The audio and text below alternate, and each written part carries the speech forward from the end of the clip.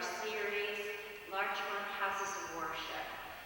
Part 1, St. Augustine's Parish, is obviously today. Part 2 is going to be January 19th or February 6th. So watch your church bulletins and your newsletter so that you'll know when to come for the next one. That's going to be at St. John's Episcopal Church. Today, for St. Augustine's Parish, we have with us Father Joseph DeSanto. He has a PhD in counseling psychology. He is Professor Emeritus at Iona College in New Rochelle, and he was the chair of the Criminal Justice Department for Iona.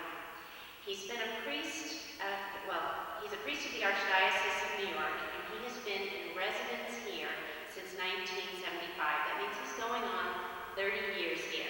So please welcome Father Joseph DeSanto.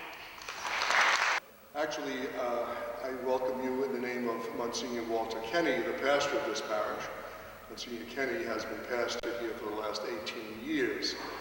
And we also have with us Father Anthony Gatt, who comes from England, who also welcomes you through me today as part of this ceremony of bringing the Historical Society and some of our own parishioners here to this church for the first time to hear what this is all about.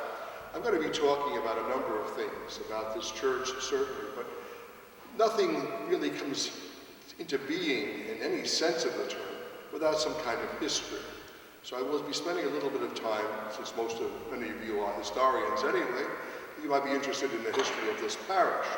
It goes back to 1892. So I will talk a little bit about that. Whatever it is that I have to say, really I've stolen from all kinds of places and all kinds of people. There's a lot of research that was done about this church building, the history of the parish, a lot of things that were done over the past years. I like to remember all of those people who contributed something to our history. Certainly some of the members of your own group, Historical Society people, like the late Joseph Hopkins, one of the great historians of this neighborhood in New Rochelle, a long-time professor of history, but more importantly, a parishioner here. Joe Hopkins was very, very important in getting together a history of this parish. Also Mary McGann, who wrote part of the history of the 100th anniversary of this parish. Certainly we want to remember the people who put together our parish book that was presented last year on the 75th anniversary of this building when it opened. And certainly to remind ourselves of the people who cooperated so very, very much in finding out all of the things that we needed to know about this place. John Spallin, our parishioners, as well as the editor and the writer of the booklet that I'm going to give to whoever is here who has not seen one, a copy of the anniversary book that we have, and that was William McGuire. We're very, very grateful to Bill McGuire for the work that he did. It's a very special kind of book, and we think you'll find it to be a very, very wonderful booklet as well.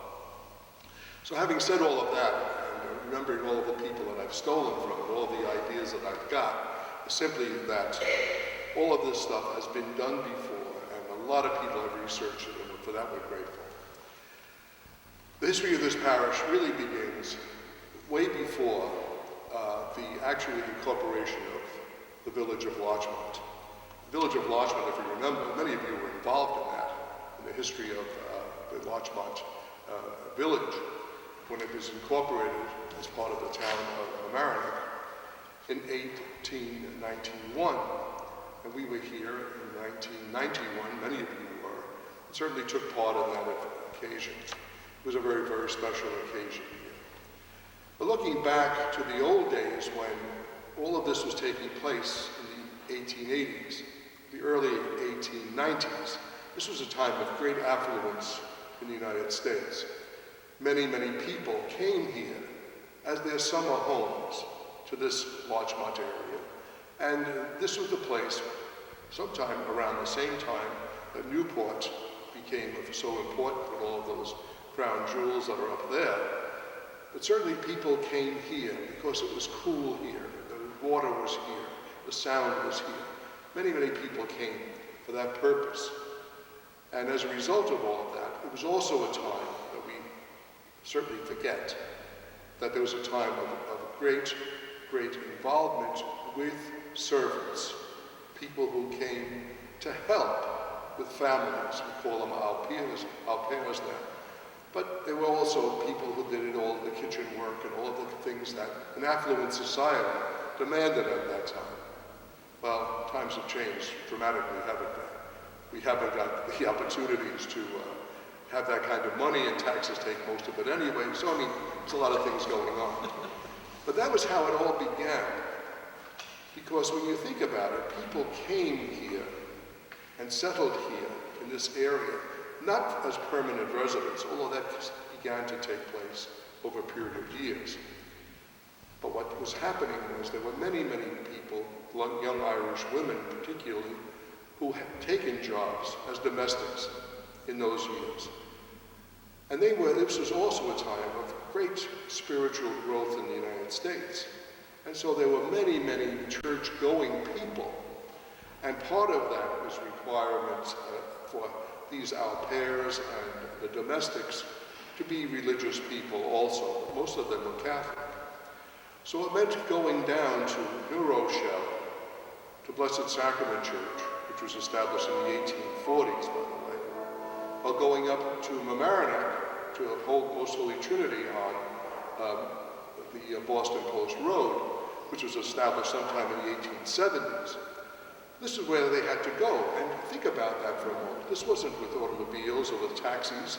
You could run down to New Rochelle and be back in an hour and a half, tops. No, this was a real complicated issue because when you were gone for the day.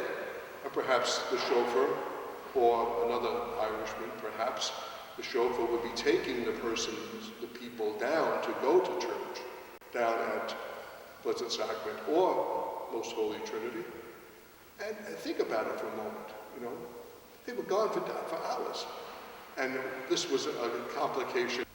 So in 1891, when this village was incorporated, what happened was there was previous to that an organization that was selling and making it possible for people to buy property or to buy homes that already were existing.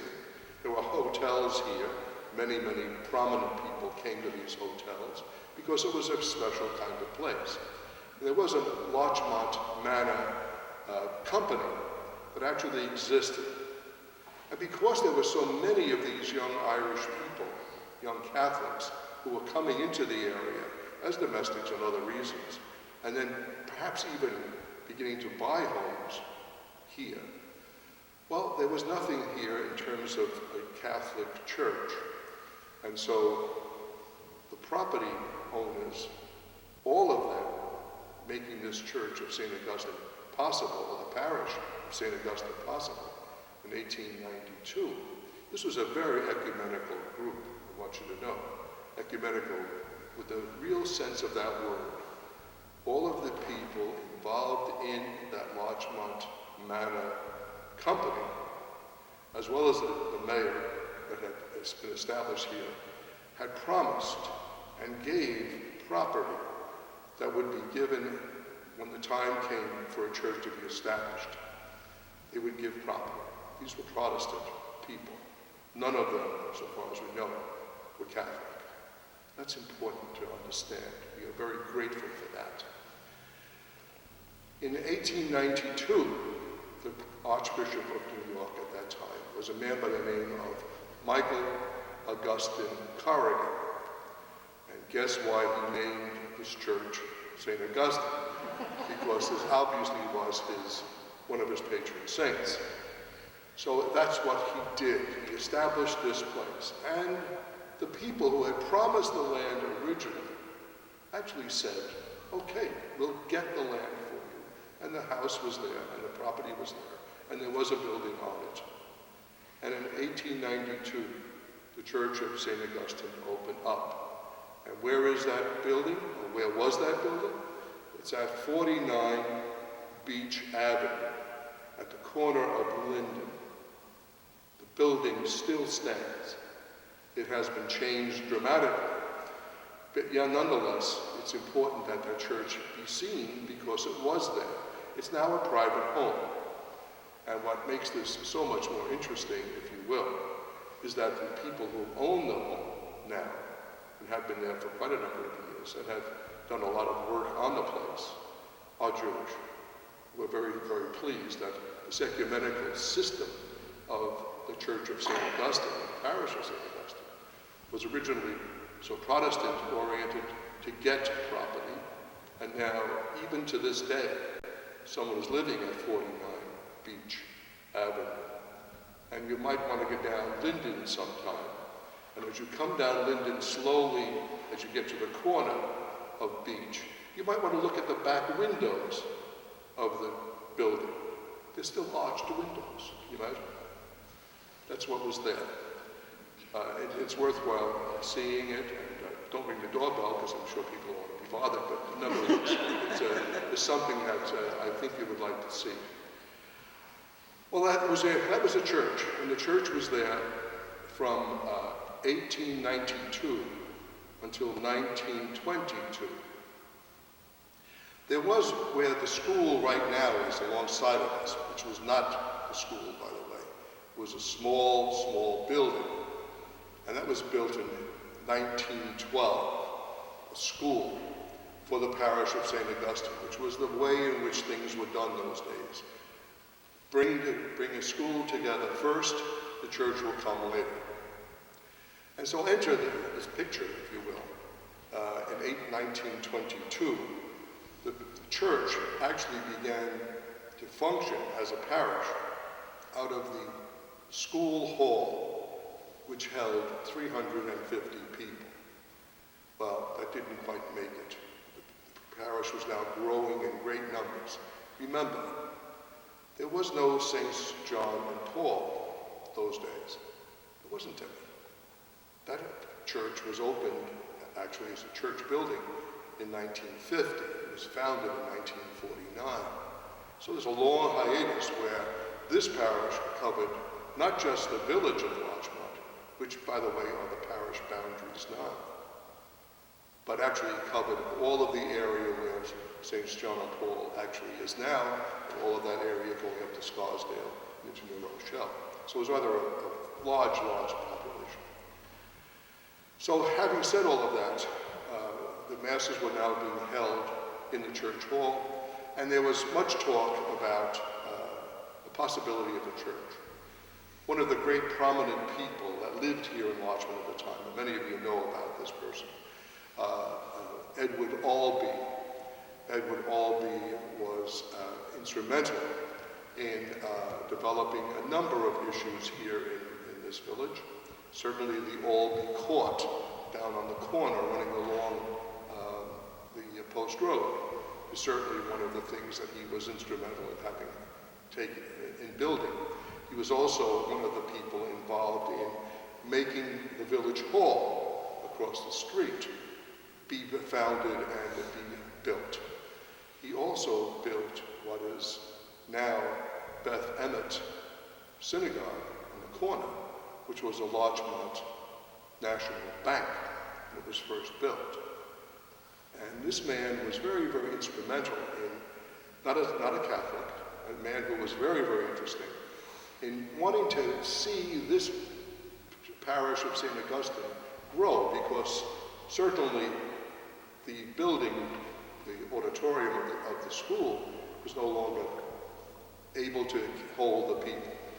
So he wanted to have this operation take place so that Albee Court would be on the corner. He was also instrumental in giving the land and some of the money for the foundation of the Larchmont Library, public library. He was very instrumental in that.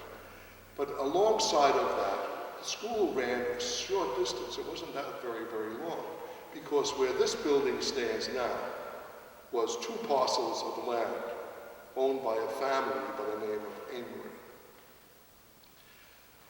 Mr. Albee wanted his church to be built there, right where the school is now, on the land that he promised to make available to the school, to Father Brady, who was the pastor at the time, to see whether or not he could have the church and all of these wonderful buildings, the bank, the court, the library, and then the church.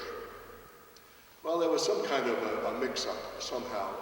I don't want to get involved in all of that, but anyway, Father Brady at the time decided that, no, he didn't want to have that kind of a setup. He didn't want to destroy the school or do anything with the school yet. But what he did was he decided to buy the land that would come from the corner of Cherry Avenue and then come right across here. And that land, the 2 parcels of property owned by the Amory family, was bought for $75,000 back in the 1920s. A substantial amount of money. Because he wanted to build the church more toward the corner if that was possible. And Mr. Albee was very happy about that. And eventually, one of the successors of Father Brady, Monsignor Deegan, actually bought the property, which now extends the school, and the other school was destroyed, and this school was built in 1940. So it's a long history of what all went on here. But it really is important to understand how ecumenical this actual event is for the Protestants who made the land available at Beach Avenue, and then Mr. Albee, who was instrumental in many ways in getting this church, getting the people of this parish to think about the possibility of a new church. And we're grateful to him as well. So the question I really want to ask you before we start to talk about this building is, what is a church for in the first place? What is a Catholic church for in the first place? The Catholic Church has only one focus in this building or any other building that you know to be a Catholic church. It focuses on the altar. Right here. Now this is a new altar, and we'll talk about that in a couple of minutes. But the church, when it was built, this enormous frontage that we have and all of this wonderful building here, and I'll talk about all of it a little bit with you. But the focus was here. Notice all of the things that are there, the mosaics that are there. We tend to believe, because of an architect, a liturgical architect who came here to talk with us and explain what was going on here, there's no doubt that this is where the church was focused, because the priest, and I won't want to go around because otherwise I'm going to trip on this little wire, the priest would be facing the altar, would be facing the wall this way, and would be offering the sacrifice of the Mass. We are a sacrificial people. We are a people who focus on the presence of Jesus Christ on this altar. That's what we're about. That's the only purpose that we have. Everything else here, all of the people coming around the place, and very much as you are right now, would come here to offer the sacrifice together with the priest, to offer the sacrifice of the Mass, the offering of the bread and wine that comes from the people out there. It's all the new liturgy that we're talking about. People bring up their gifts, which is bread and wine, a very simple thing, and really the support of all of us, if you will. Bread, the bread of life, if you will, the staff of life, and wine, probably the drink of life throughout the world. People bring that up, which really represents them. And then the priest takes the gifts that people offer. We offer them to God, and we part of what we call the offertory. And then we believe in this faith of ours that we bring the body and blood of Jesus down on our altars. And it's almost this kind of thing taking place, where the gifts are brought up representing all of you. The gifts are brought up, offered to God as thanksgiving, and then the gift is given back to us in what we call communion, to be in communion with God and with Jesus himself. That's what takes place here. That's why this building exists. No other reason. But the church has always been, as you well know, has always been involved in the history of art and what has taken place over the centuries with the Vatican Museum, for example, and all of the things that have taken place there. And all of the great artistic work in the world for all of the centuries, including our own, are part of that Vatican collection, because this is the heritage. This is what we are all about. Whether it is Christian, or it's pagan, or it's nothing. It has nothing to do with anything, an abstraction, if it has to be. That is all part of our heritage, all part of our art. And so we bring this into the church, if you will, into the building. So there's many, many things I'd like to call your attention to. First of all, the altar, the back altar here, where we offered the sacrifice way back until 1991, when this altar was put up. Because this is the altar that the Second Vatican Council asked that we offer the sacrifice facing the people. So I'm facing you, I would stand behind that altar, and the people would see me here. Funerals, it's all part of that takes place here. This altar was marble. If you can look very carefully at the bottom here, you'll notice that they look kind of familiar, because they are the stanchions that were there years ago that brought the altar rail right here. There were bronze doors here. People were kind of separated. Now it's all open, so that people will see, that people will be able to come here, be able to bring up things. Marriages take place here, funerals take place out there. So that's essentially the whole business that it's important. This is called an appendium, by the way. It's gold now because we celebrated All Saints' Day, and come next Sunday, we will celebrate the feast day of Jesus Christ the King. A new, comparatively new feast day. And we try to put various things here. Sally McGuire, who's here, has done a lot of work on all of these things. We're very grateful to her for all of the beauty that she adds to this place, because it is kind of a stark place when you see all of this white marble. All of the marble work done in here, except for this altar, was done by a company by the name of De Prato. De Prato had, from Rome, they also had an office on Berkeley Street in New York City. Berkeley Street was really the center for many, many years of Catholic artistic works that would be needed for churches or for private homes and so on. But De Prato was very, very important, and we believe that all of these things here, all of the work that was done, the statuary, even this pulpit. This is some pulpit, by the way. For the size of this church, it's enormous. And by the way, you get up in that pulpit, boy, are you the king of the world. I mean, it is some place. But anyway, we don't do too much of that. But it really is an extraordinary thing when you think about it, because it is so very, very beautifully done. All of this marble in here, for the most part, all of the statuary certainly, and this pulpit, all of the various accoutrements around the place have been done by De Prato. But what's important about it, and all of their marble, we're told, comes from Carrara. Now that may not mean a great deal to many people, but if I told you probably the most famous statue in the whole of the world is probably the David by Michelangelo. Guess what that was? Carrara marble. It's bright, bright white. It's very, very special. And this is, amazingly, this is what the statues are.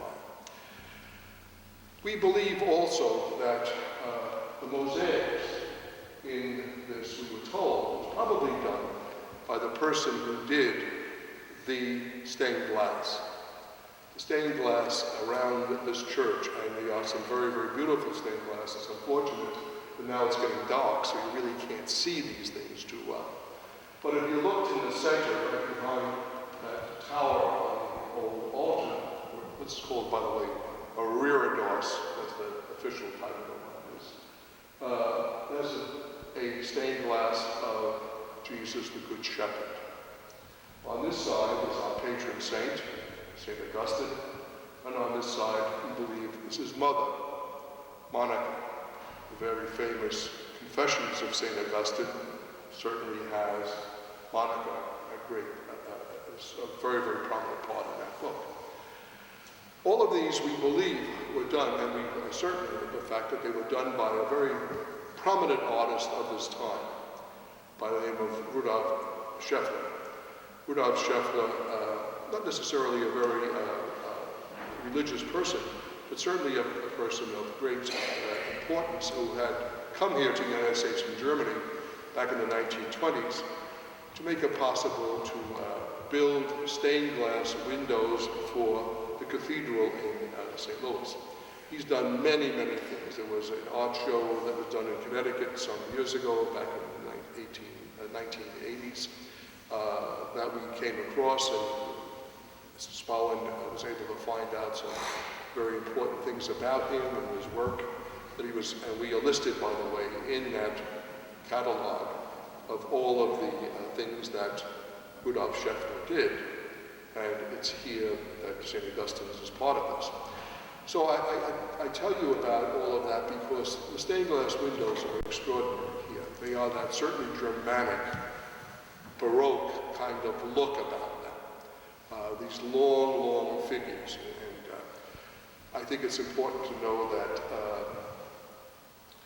his work was done by an organization called Fry. They are still in St. Louis. They're still in business to this day. Prado is not in business any longer. But nevertheless, Fry still is.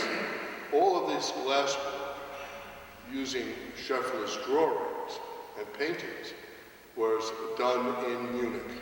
And then the glass was sent over here and put together, we believe over here, and then put up in the church. These things are extremely important to all of us because the old way of looking at stained glass windows, we think is important. Because if you look around those windows up there, and I meant to tell you earlier on that we do know who the architect of this church is. His name was Thomas Dunn. Thomas Dunn did a number of churches here in New York.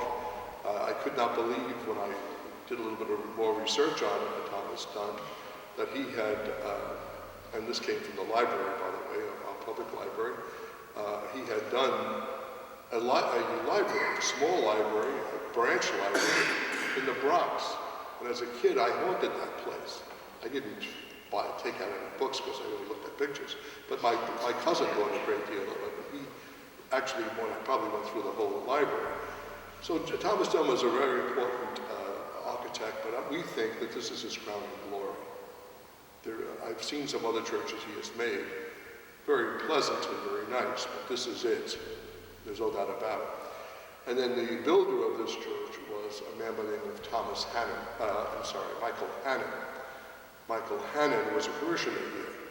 He won the contract in dealing with another family who was also a parishioner here by the name of Zimmer, who some of you might remember the Zimmers. They lived here for many, many years. Most of the family is deceased. But nonetheless, they were builders, and Mr. Hannon got the job. And if you went back to the 1, 2, 3, 4 pictures of those windows, you'll see St. Michael the Archangel, and it's been given in memory of Michael Hannon, who died, by the way, before this church was completed. It's an interesting place, and I think these pictures on the windows are extremely important for us because these are saints, or these are holy people. These are people who are given to us as examples, if you will. And they come to us, okay? And they are standing around here as if all of you, and all of the people who come here for Mass, as we will have at 5 o'clock, will come around this altar, and they're here, present among us. to be part of this Eucharistic celebration that we have. If you look at the small windows along the sides, those were called the teaching windows, the small ones, so that you can walk down and look at them after, if you will. They're small windows, but the point of those are teaching windows. And you'll see there's a number of various things in the life of Jesus that are on those windows. And you could point out, in the old days, that's what they did, before microphones, before there was, any kinds of visuals. These were visuals. And they were picked out and said, well, now, on that side is the marriage feast at Cana, and there is Peter and Jesus, or Peter making his profession of faith. Or there is the crucifixion on this side. There is Jesus' Sermon on the Mount, and so on. You can talk about these things and give a picture to the people. The church as we have it is really pretty much the way it was built at the time. This is called an English Gothic church. And we didn't know what that meant exactly, because Gothic for us is the French Gothic with all the flying buttresses and all of those kind of ornate things that actually take place. But this is English Gothic, going back to the building of the Parliament in England, of this type of architecture that seems to have been very, very common and very prevalent during the early 20s and 30s. This was very, very important in how places were built. Oftentimes we don't really take in too many things around here, but I would ask you to look at the ceiling. Look at the ceiling in here. It's a very, very interesting ceiling, and it's kind of a flying buttress kind of thing, where all of the wood is attached and supported by those kind of small niches, if you will, that will hold up the sides of the roof. And the wood is very, very beautiful, and we wanted to clean it up, and he had gotten very excited. He said, oh, no, like, the Antique Roadshow, that's the patina up there, that really matters. God, you can't clean that stuff. And so it's been left up there the way it should be. If you look at some of the woodwork here, besides the pews, which are all here, by the way, the same pews, but if you look in the back of the church on the screen that's back there, it's a very ornate screen, and beautiful, beautiful work that's been done on that screen. If you can see it all, and you certainly could walk back there to look at it after, there's certainly grapes and all kinds of wonderful things up there. All of that work was done by a Manhattan company by the name of Langenberg. It's a very, very wonderful, wonderful kind of work that kind of sets this place and gives it a lot of warmth. And maybe we have got heat, I think, this died on us.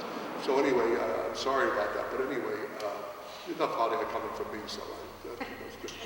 But I want you to look at a number of things. Another thing here is the flooring of this place. The flooring is called by this particular man, Vigo Rambusch, this liturgical architect, who really said this is probably one of the crowning glories of this church, is that flooring. And the flooring is really kind of special. When you're walking on it, it kind of feels kind of funny. But it is really a very, very special kind of flooring that is very, very prominent, and was also in the Parliament in England, a number of places in that Parliament building. So it's worthwhile looking at, and we have tried to preserve it as much as we can. The church was was opened in 1928. That's why we had the 75th anniversary booklet that was presented to everybody in the parish. We sent it all out. I put on every light in the place. Well, the lights weren't exactly what was here those days, but if you look at the rest of the building, it's pretty much what was here in 1928. And if Father Brady came back to see this place, it would look familiar. There's very little that's different. This is different because of the Second Vatican Council in the 1960s that opened up the church in many, many ways to the people. I forgot to mention the Stations of the Cross. There are 14 stations starting off with Jesus being condemned to death, those of you who are not familiar with it, and working around all of the sides until the actual placing in the tomb. These are kind of interesting things. We wondered about this, and we weren't sure, but the architect, the liturgical architect, kind of told us that it's a very special kind of clay almost that's made to make those things. They're very, very natural. They're very, very beautiful in their own way. Each of these stations or steps along the way of Jesus' passion and death, coming to a conclusion here with the actual death on the cross. But they're made of a kind of thing that was developed by a Lutheran minister, by the way, and it's called caen, C-A-E-N. It's a caen kind of thing that was cold, molded in some way. We kind of believe that the same people who did the statuary here in the church also did that caen kind of development of this kind of off-white kind of appearance on white walls. So it does have a stark kind of way about it, but that caen is, if you remember, Caen was one of the towns taken on the very first day of the Battle of Normandy. It was one of the cities, towns, very close to the coast of Normandy on D-Day. So there's a number of other things in here just very quickly, because I think it's 4:45 and nobody's asked me anything yet, so I'll just finish off. You'll notice that there are a couple of plaques on the wall here. This plaque was put up at the time of the Second World War. Notice all of the names of all the people. Well, remember, that time there was no Saints John and Paul, so there was a large number of people whose names are listed there, certainly during the Second World War. And this is a plaque that was put up a number of years ago, and this is for the Korean War and for the Vietnam War. And there's a number of names there of the men and women who served the country at the time.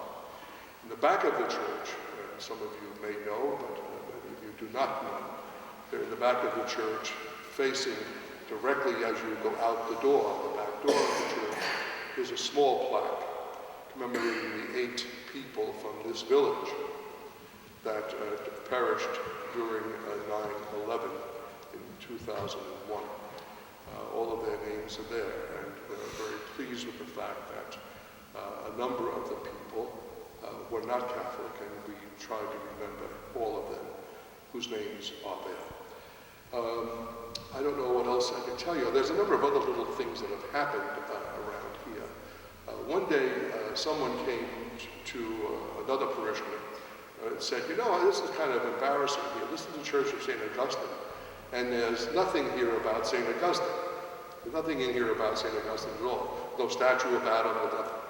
Well, anyway, the woman was able to say, well, first of all, that's stained glass window is St. Augustine, the Bishop of Hippo, the great scholar, the great teacher, the great doctor of the church, the writer of the Confessions, as you all know, many other great theological works. But there really isn't. But if you are going to walk around the church at all, and maybe the young lady who is taking the pictures here has seen over the portiere, which is right outside there, that a little bit of an archway that comes in on that side of the church, you'll notice that there is 2 small heads there. And notice them sometime. Most of the time you don't see them. But it is the head of St. Augustine and his mother, Monica.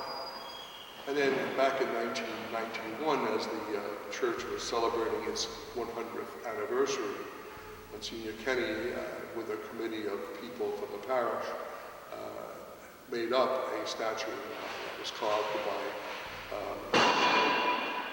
stone carvers that were working on the church of the Cathedral of St. John the Divine in Manhattan. One of the Russian emigres who was here did the statue that we put up on a pedestal that was here on this side of the church, If you go down Cherry Avenue or walk up Cherry Avenue, you can see it. There's a statue there. This had been empty. This niche had been empty since the time the church was built. Monsignor Kenny made sure that there would be a statue of St. Augustine, at least overlooking the sound and overlooking the people of Larchmont. When the church was built in 1928, Monsignor Kenny has always said that this place was particularly wonderful because it has been able to stand without too much difference over all of these years, 75 years. They used great quality of work, quality of workmanship. It's a great tragedy, for example, that Michael Hammond did not live to see this place, even though he was a parishioner. We also have the terrible misfortune of having had one of the people working on this building who fell off a scaffold and was killed. It's one of the things that we remember a great deal as part of this celebration of the 75th anniversary. When it was built, the plan was to build this for $300,000. Well, actually, it didn't quite make it. It was built for $400,000. $400,000 those years, 1920s, when it was the boom years, I guess, and we were able to pull it off. It was a lot of money, a great deal of money. And we asked the liturgical architect what he thought it would cost to replace this place. He figured on working it out in some way using the dollar and what it was at one time and what it is now and all that kind of thing. He said he thought it would be about $4 million. We almost choked when we heard it because I don't think you can do it for $4 million. I don't think it is possible. But I do think it's important that this place be here, that it be understood for what it is. It is a Catholic church. It's a place where people come. A church is an ecclesia, the old Greek word for coming together, be together as a group, and to come to worship God in a particular kind of way that goes back through all of the centuries since the time of Christ and the apostles. And that's what we celebrate here. The language may be English and not Latin anymore. The language may be very different, and the readings are very much the scriptures that we use. It's a very special kind of place, and it's been a privilege for me to have been here all these years, to be able to know so many people who are gone now. But it was a very, very special place. And for that, as St. Paul says, and I mean it very, very definitively, that I thank God as he did for all of you. And so I want to thank you all for coming today. This is very, very special to visit the Church of St. Augustine. I think